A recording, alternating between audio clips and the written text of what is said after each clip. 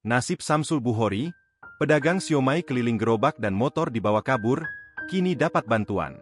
Baru-baru ini kisah Samsul Bukhori, pedagang siomay keliling membuat warganet merasa pilu dan tuai perhatian publik.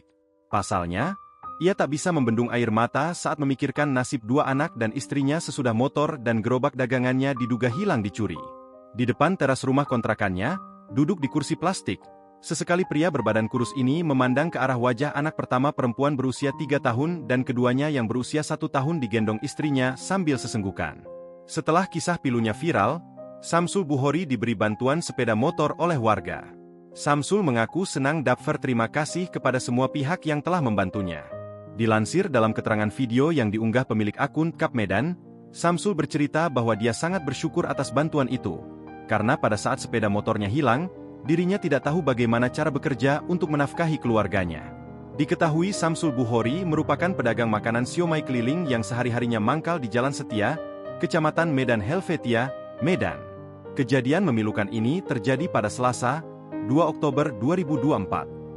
Hari itu, seperti biasa, Samsul mangkal di Jalan Setia sejak pagi.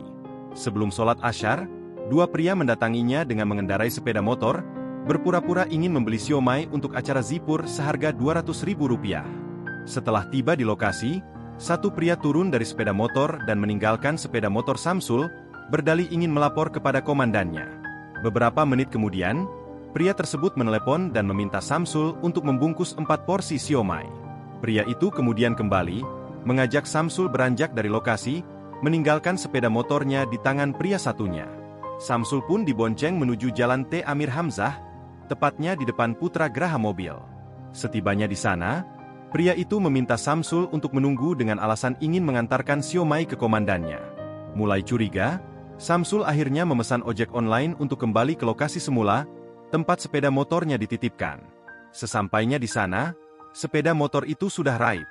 Ia sempat bertanya kepada seorang ibu yang berada di sekitar lokasi, namun sepeda motornya baru saja dibawa pergi. Bingung dan kecewa, Samsul memutuskan pulang menggunakan ojek online. Meski masih bimbang untuk melapor ke polisi karena kendala biaya, Samsul berharap sepeda motornya bisa kembali, sehingga ia dapat melanjutkan pekerjaan untuk menghidupi keluarganya.